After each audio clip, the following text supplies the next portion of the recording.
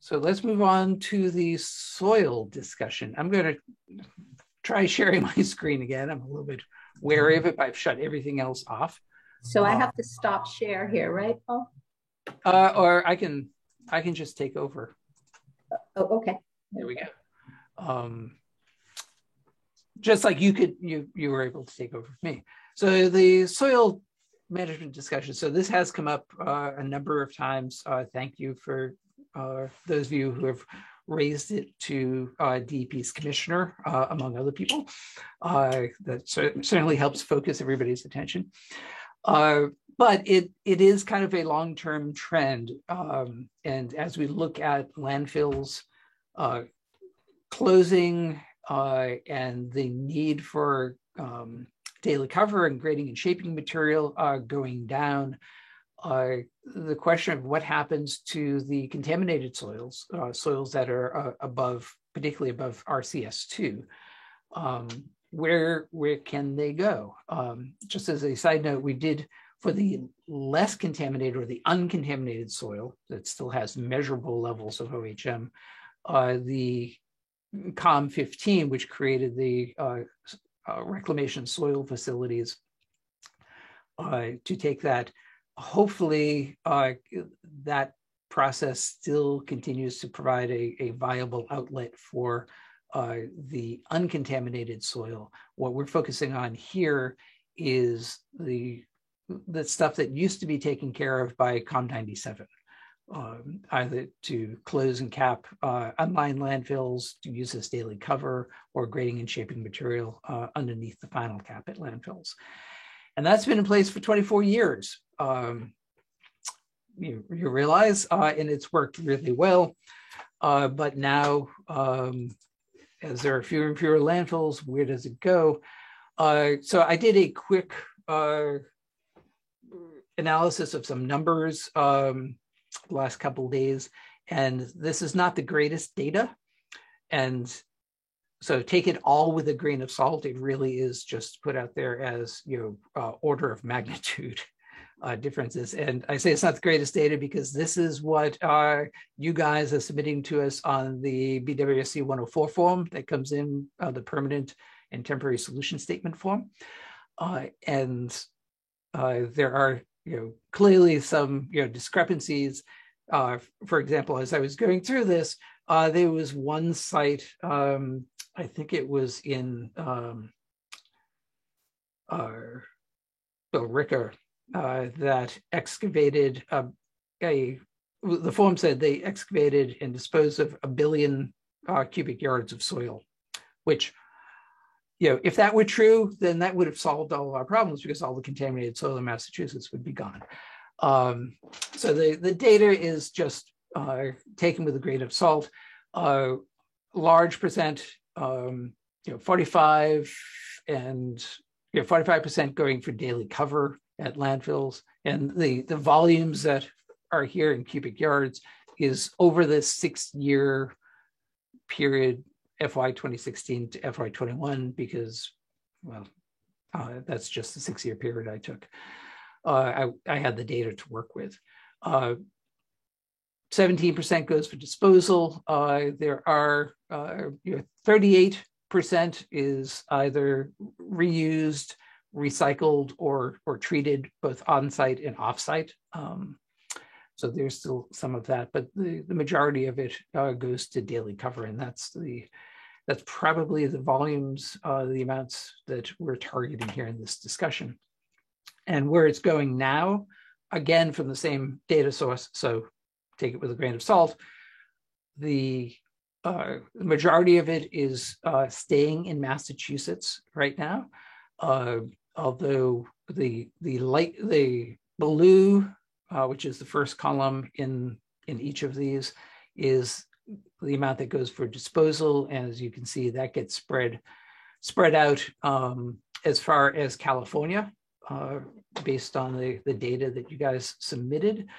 A lot of it goes to Ohio, some of it goes to Texas, but I put the New England states plus New York and New Jersey on here to show the distribution. Obviously, New Hampshire, it takes a large amount, a substantial amount of it, particularly turnkey. and they are having capacity limitations as well. So as as disposal reuse options at landfills dry up, one would expect it would go further and further afield for that. And I think that's, yeah. So that's the gross cut at the data. I don't think it would surprises any of you just to see that, and really want to open it up where we want to go, kind of what your thoughts, what your ideas are for this. And this is the beginning of the discussions, certainly starting in the waste site cleanup area, identifying kind of what the problem is, what the magnitude of the problem is, the potential costs associated with this, and then using that to try to segue into what potential solutions are. So, advisory committee members. Paul, let me ask a question. Some of the facilities are now shut down because they've reached their allowance for the year. So there's a lot of pent-up demand from last year when people weren't doing anything. That's now been catching up with them. Is there a way to expand that? And the only constraint appears to be that they have a certain allowable amount, which they've now exceeded. Is there a way to increase that so it's less of a problem? So I think particularly Turnkey is the one that comes to mind, because we got word that they were reducing their capacity. My understanding is that the landfills, whether they're in Massachusetts or out of state, the operating permits have limitations on probably daily amounts as well as annual amounts that can be taken. And that would have to be done, if that were part of a solution to it, then it would be increasing that capacity would be one potential approach. My understanding, and those of you who work more in the landfill area certainly can add to this, is that the big money in landfills is municipal solid waste. And one thing landfills are concerned about is using capacity for soil rather than MSW. So even if capacity were increased, that's not a guarantee that that increased capacity would be then used for soil.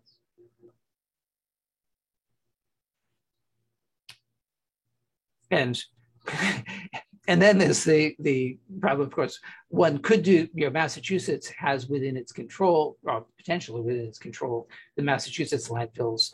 We can't do anything about New Hampshire landfills. That probably.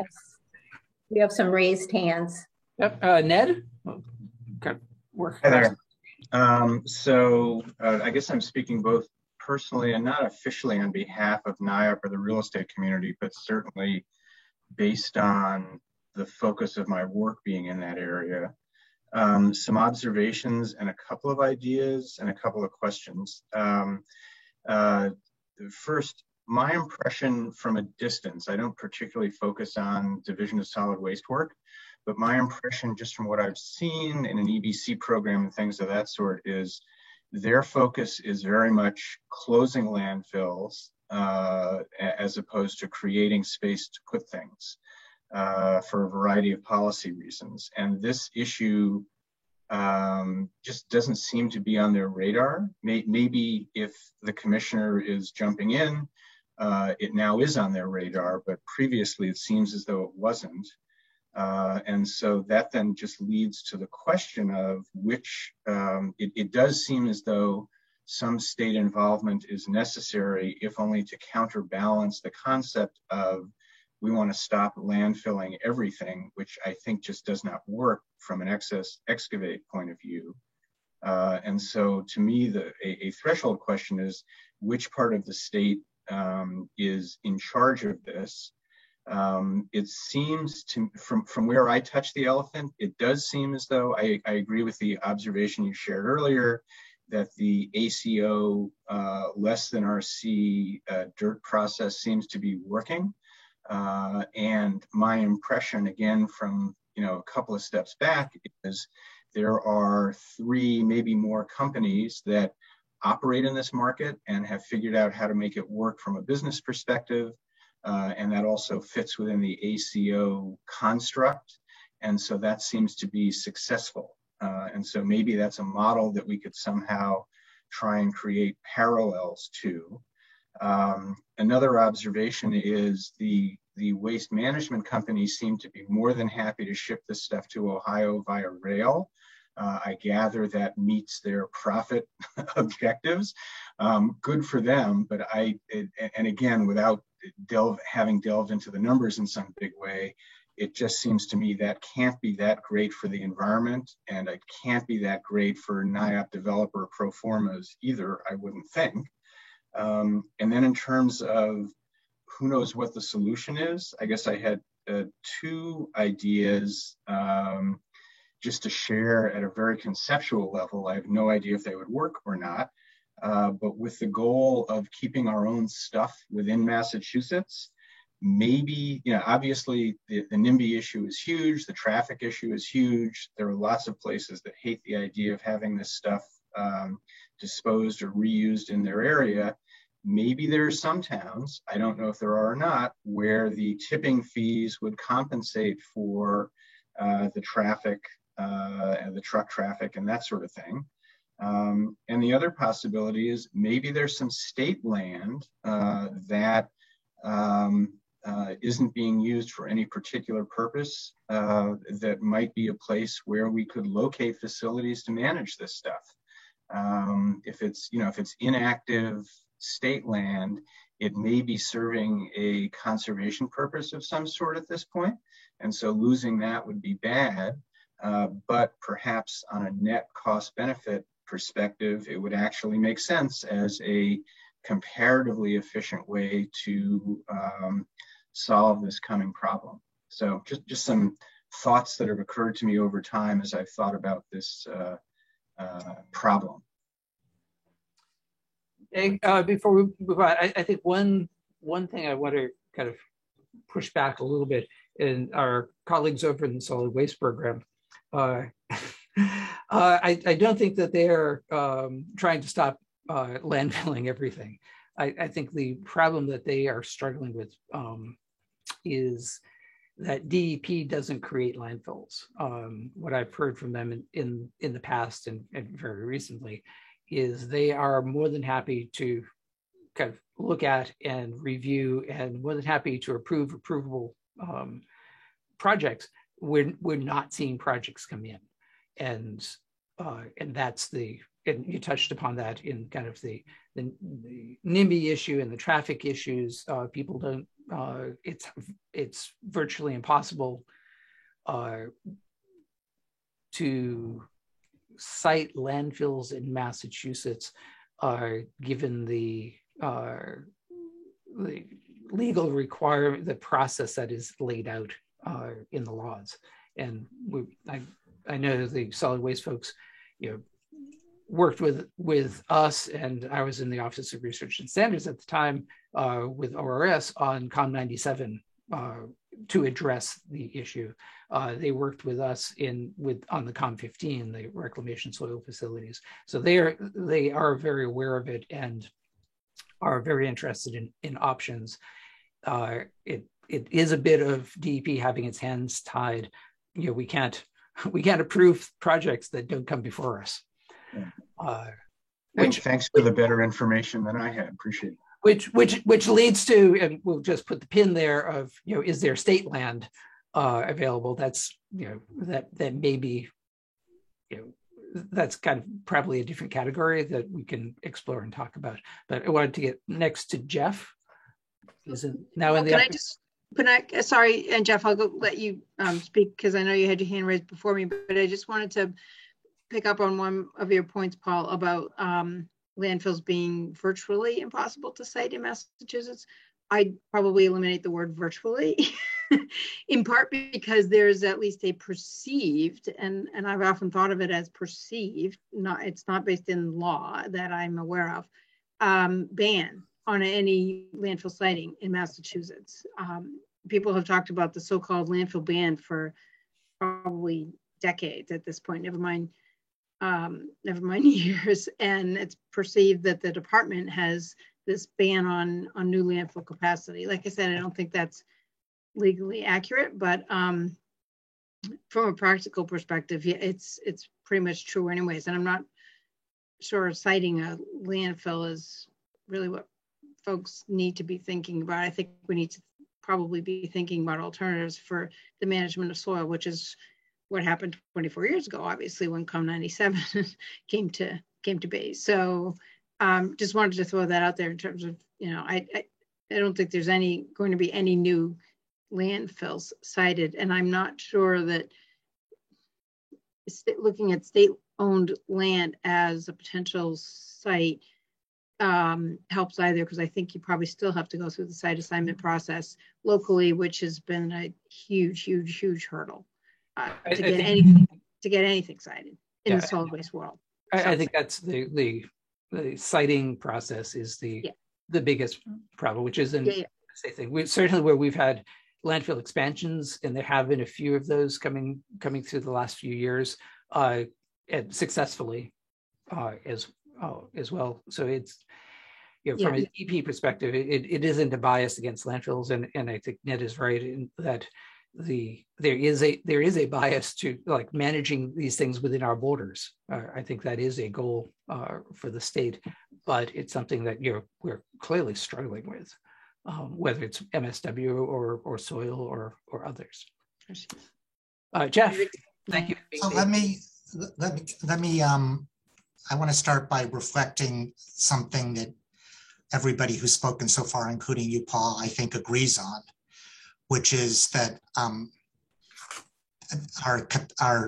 this is an increasing issue because the highest bar, and I recognize what you say on the data, but I think it's pretty uncontroversial that landfill cover by volume is the highest use of this soil. And as there were fewer landfills, there's going to be less need for landfill cover.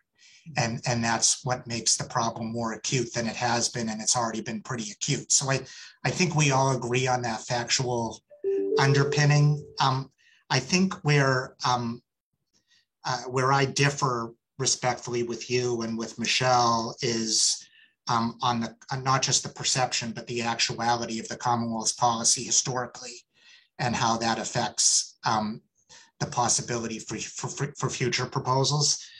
Ned said people have made it work financially to take this material to Ohio. That's because it's a lower cost alternative than anything that's available more locally. I think we all know the city of Boston, all of the solid waste from the city of Boston goes by diesel locomotive to out-of-state locations.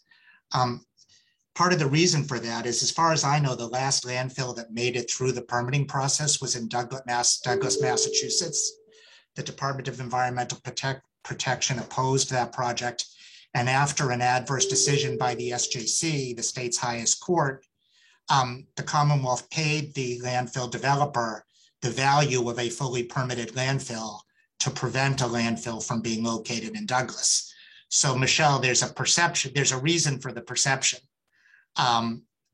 There's a reason for the perception. And to me, my hope, if I'm a hopeful person, I'll say that our increased focus on environmental justice and climate change might allow the Commonwealth to break through the preference for out-of-state disposal of our own waste that's been prevalent for most of my career. As we grapple with, are we for environmental justice, or are we just for environmental justice for residents of the Commonwealth of Massachusetts? So I encourage this conversation, Paul, but I do have to say, I think there needs to be a little bit more introspection about the role that the department has played explicitly or implicitly in how we've gotten to where we are to this point as part of that going forward thinking. Thanks for the time. Thank you.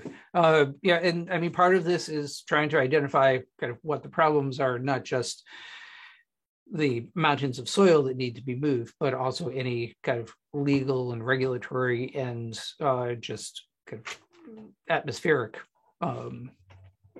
issues that might also be roadblocks. So it's part of the problem development. Thanks. Michelle, your hand is back. Yes, it is, because I have a question in terms of, next steps. What are we going to do about the issue or the problem?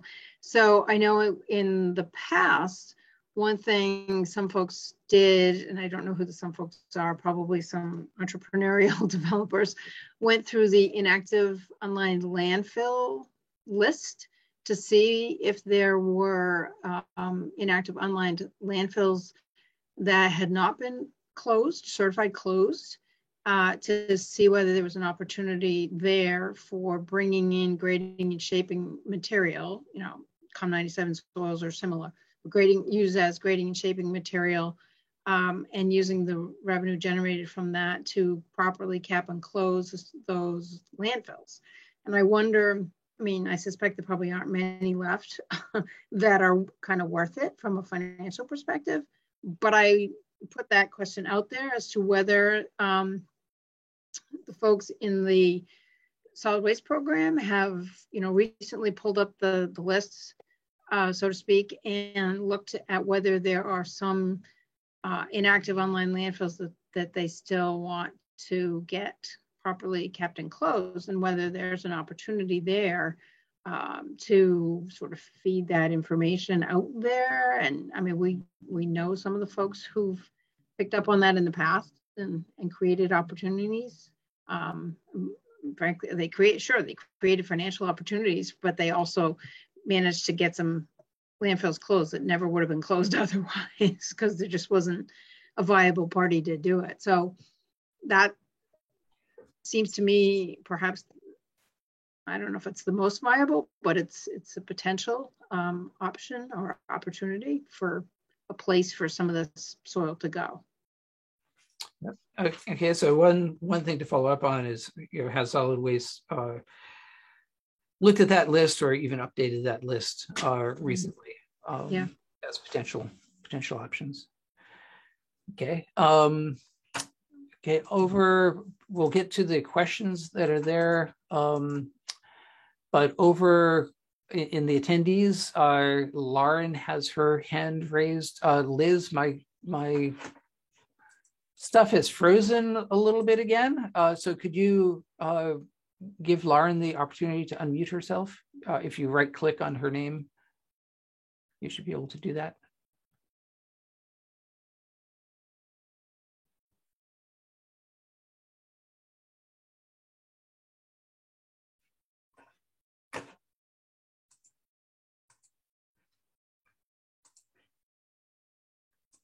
Liz, are you there?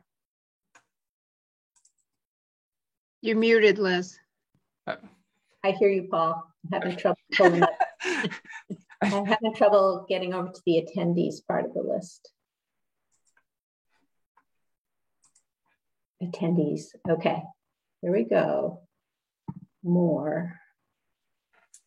Allowed to talk. Okay, Lauren, I think you should be able to talk now.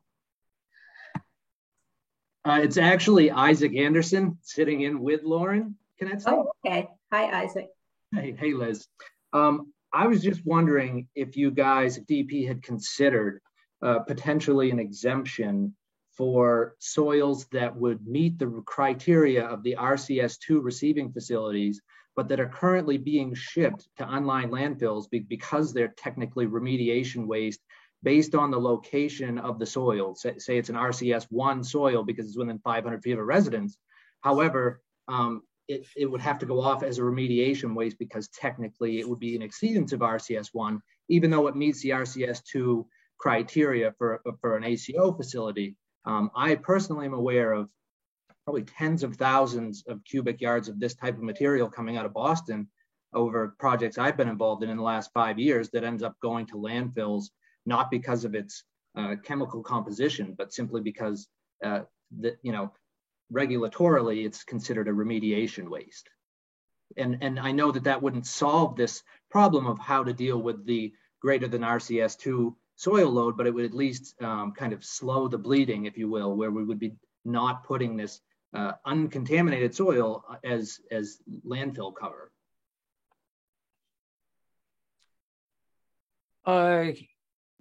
Yes. I mean, that is where I was looking to see if I could bring up the chart that has that. There is a box and outcome, this odd little quirk where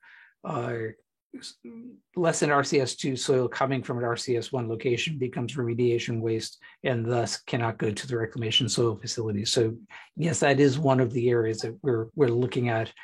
It's nibbling around the edges, but when you, as you pointed out, as we're talking about large volumes of soils, even those little nibbles can be significant.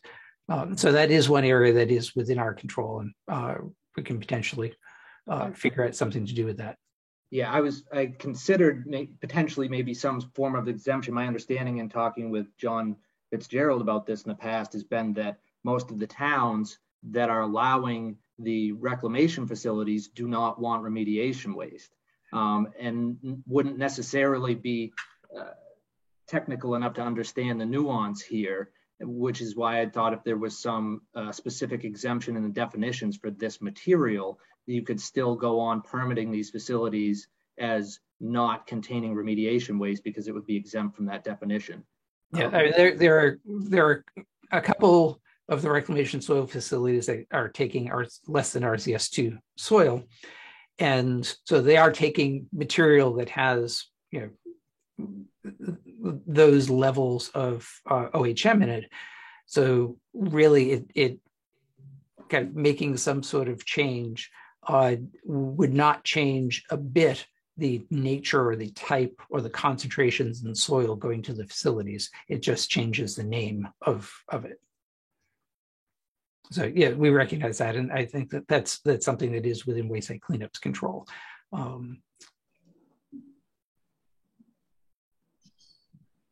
So I think we have some Q&A. Is DEP willing to consider more in-state beneficial reuse of treated soils as capacity is reduced? Is there opportunity that can be evaluated for the reuse of soils that are treated or augmented to a risk-based standard, particularly for remediation waste greater than RCS 1 and 2 before treatment? So if treatment can get the concentrations lower than the RCs, then I think we would certainly be open to that. Certainly recycling, reuse in treatment would be better options than disposal. So yes, we are interested in that. Given the state's sustainability goals, are there ways for the state to provide incentives? It might require reg changes, echoing Jeff's comments.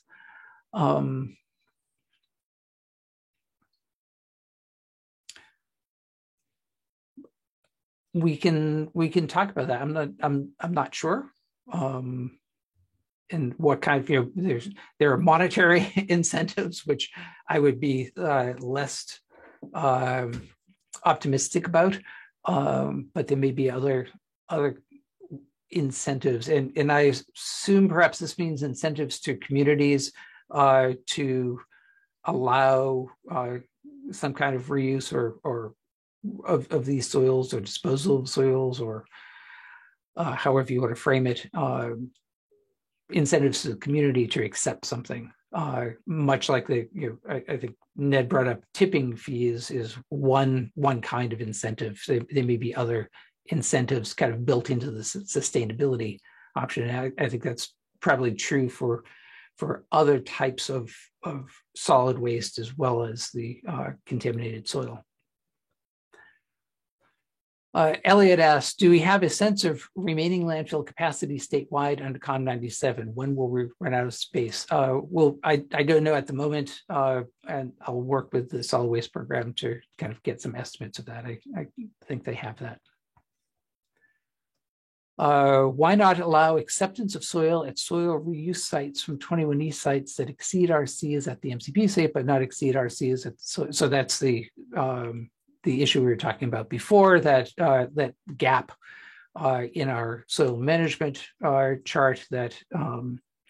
where you end up with the same kinds of soils being managed differently simply because of the soil category at the point of origin, not the disposal location or reuse location. So as I said, I think that is within our control, and we're looking at that. Another way DEP could assist with this situation, which would also assist with greener remediation goals, is to incentivize remediation that keeps soil on site and utilize engineering or risk management controls versus excavation. Limit excavation to sites that truly warrant require it. This would be achieved by allowing additional means to achieve permanent solutions in GW1 areas and working with DOR to remove the disincentives to close brownfield locations with AULs. Okay, there are a bunch of things in there, which is good. Working with DOR to remove disincentives to close brownfield locations with AULs, that's certainly we can have those conversations. We've just, as many of you know, we've already had a number of conversations, kind of at bigger state level with DOR about the brownfields tax credit. So that's an ongoing conversation we can have with them. That's really a statutory issue, though. Sorry to interrupt, but that's, you know. Yeah, there are things that are less under our control, and you know, people are wary of opening up the statute because there's no such thing as a target statutory change.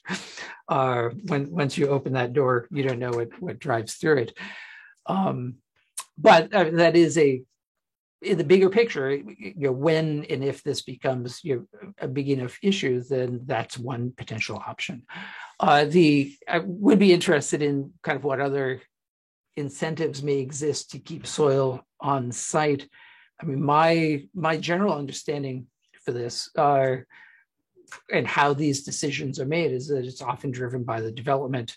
You know, given the choice, you know, if people can manage soil on site more cost effectively, and it fits in with the development plans, I'm assuming people do that. And what certainly we heard with the lesser contaminated soil that's going to the reclamation facilities is that you have this soil that, because there's going to be a 5-story underground parking garage, the soil needs to be moved. And that there's in many cases, there's very little options for managing it on site. You know, my first guess would be that cost is a good incentive for managing things on site where it's possible. But what we're talking about for the most part here are soils that, particularly for development reasons, have to be moved off site. In addition to soil that has to be moved because of remediation goals. So it may be a combination of that. Eileen?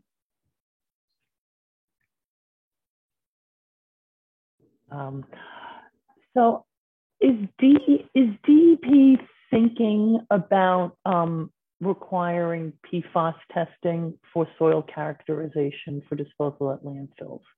I've kind of heard rumors, maybe yes, maybe no, or that's something DEP is thinking about? For particularly for soil coming from 21D sites. Correct. Yeah. I have not heard that specifically from the solid waste program. Certainly what I have heard is that regardless of what DEP requires, individual landfills may in fact require PFAS testing for their own purposes. And that you may be encountering that now. I don't know. I'm just hypothesizing. There may be landfills out there now that are asking for it because they given how we're still learning things about PFAS and how it's moving through the environment and through the leachate and what happens to it, that they may have some concerns about it. Well, I guess I considering, you know, landfills are typically not located on locations which are drinking water, which are, you know, tied to drinking water supplies. It's something I think we need to be cautious about because of all of the concerns for PFAS and not only technical concerns, but political concerns. It just could be one more layer of stigma that's associated with, how to manage the soil if we start adding additional testing. So it's just a cautionary note that I'm raising. Yep. And while the active landfills out there might not be associated with your drinking water aquifers underneath them, certainly a lot of the older landfills are, and that's where just the landfill operator community may be getting some jitters, concerns about that. So the taking a rational approach and thinking it through, whatever the requirements are would be advisable. Steve. Hi, Paul. Just to help kind of quantify the issue a little better, I saw in your graph that it looked like when you went back and did that quick survey of types of waste being generated, it looked like it was about I think around 1 million cubic yards a year, something like that. That was over 6 years. So divide those. Yeah. Sorry, go ahead. Yeah, I thought when I just quickly added it up, all the different waste locations it was going, it added up to around 6 million over the 6 years. But are you seeing I didn't see it quick enough for the reclamation of the ATO sites. We're trying to divert that type of waste. Are you seeing, what is the magnitude of soil that's going into these ACO sites per year relative to what's going into, say, landfills? I guess is one question I have. And the other one is just, have you had anybody at the department just reach out to the active landfills to kind of quantify how much more daily cover over the life of the landfills and for closing that is expected to be needed, so that we can just better quantify the timing and everything around this issue? So as I tried to say, I think at the beginning of this, is that this is the beginning of our discussions, and so we haven't had detailed talks with the solid waste program, and part of what I'm hearing here are things that I need to be bringing to the table when we have those conversations with them, and getting a better understanding of the volumes that are being generated, both to the reclamation soil facilities and the volumes that are currently going to the solid waste facilities. Get better estimates than those self-reported estimates that I showed you. Getting a better understanding of what time frame we're looking at and how all of this is being phased out is one of those steps. Laying the groundwork for figuring out how big the problem is, what the timing of the problem is, and also what we can do about it. So yes, we will have those discussions and have better data as we move ahead. One of the things that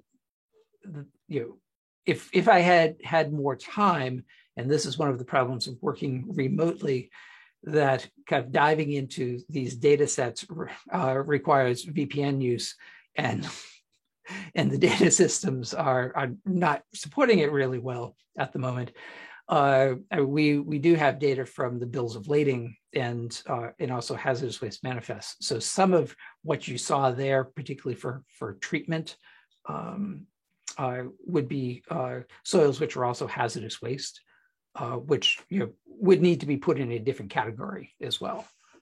Just kind of a footnote there that whatever we do, it's not going to include hazardous waste, because there's a completely separate regulatory system that we'd have to work with there.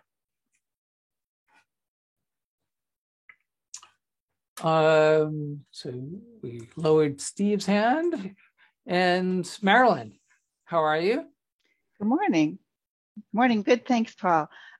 So when I step back and look at this from, what the options are, it's it's leave it in place, which has its own limits on capacity and related, social, political impacts. It's sending it to existing landfills, which you're going to work on finding what that limitation is in terms of when we're really going to completely run out of capacity and have no other options. It's creating a new landfill space, which is, as we've all said, impossible without some serious changes within the Commonwealth. Finding more acceptable ways to reuse the material than what's currently existing out there. And, by this, I'm thinking like DOT rules have limits on what you can, use for aggregate in creating pavement, and they prohibit anything that, could have come from a waste site. So maybe, there's a working with the DOT on an approach that would open more opportunities for reuse of soils in that venue. And then, just ultimately you're stuck with, if none of those can be done, we put it in trains or we put it in trucks, and we take the hit on the greenhouse gas emissions and we ship it out of sight. That process also generates income for the Commonwealth because there's a fairly significant hazardous waste transportation fee for stuff that gets shipped out of sight. So when I look at all of those, and I mean, those are programs that go not just across DEP departments, but we've talked about DOR as well. It goes across various departments of the Commonwealth, or various regulatory authorities of the Commonwealth. It's almost starting to sound like you do need a sort of a top-down legislative focus on this if it's going to get resolved, because you've got so many stakeholders, each of which would have their own roadblocks to throw up there. So I know I'm glad we're starting the discussion because it has to start somewhere. But I could see this almost, going the way that COM 15 did. And I don't know, I'm assuming probably COM 97 did back in the day as well, which is it ends up being a mandate to solve the problem that drives the creative solutions. So. Yeah, well, I'm taking from that you think that there are creative solutions out there, and I'm hoping to find. Well, we have to. What choice do we have, right? So something has to happen, and well, first we have to document that something has to happen, and I think that's part of kind of beginning the conversation so that everybody has a clear idea that in fact it is a real problem, and what the effects will be, in the absence of action. And then there are things that are strictly within DEP's purview, like that RCS2 little quirky thing. But it quickly goes beyond that to, if even once you step out of waste site cleanup and include solid waste, well, the solid waste program, includes local officials and siting and various mandates. So it does escalate pretty quickly to include a lot of stakeholders who may not be aware of how significant it is for things like redevelopment and what the connections are. So I think part of what the important part of our role right now is to kind of establish and document how big the problem is so that we can get the attention of all of the other stakeholders who really do need to participate, but who may be thinking, yeah, that's not my problem. Totally agree.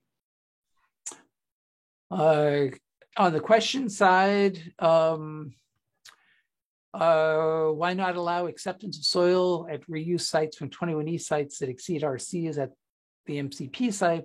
So I think we got that one already. Another way DP, incentivize. Oh, sorry, I got most of these. Consider post-closure reuse of closed landfills using remediation waste without imposing landfill expansion provisions.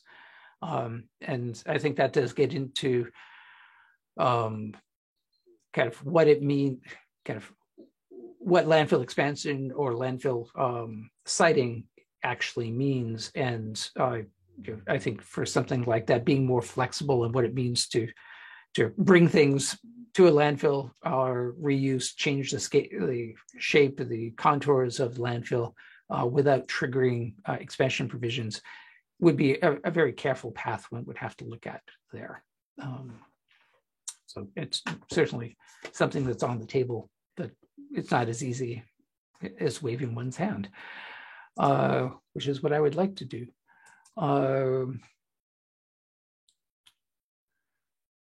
Okay, so whew, that's a lot. We have all of the questions will be set and been taking notes. We have the audio and video records. So we have some to-dos coming out of this in the documentation phase, getting better numbers. I think looking at things like the bill of lading and we're talking with the solid waste program about what estimated long-term capacity is. And then kind of come back with that. The LSP Association has offered to host some further discussions so we don't have to wait for the next advisory committee meeting. So we'll let people know about that as that develops. And we're committing to kind of moving this ahead and seeing whose attention we can get and what the variety of options are. And I like it that Marilyn kind of was somewhat optimistic, I think, in it. I hope we all can be. I'm going to try to be. But it will certainly, it's a challenging issue, and I think, as was pointed out, it's something that has to be solved.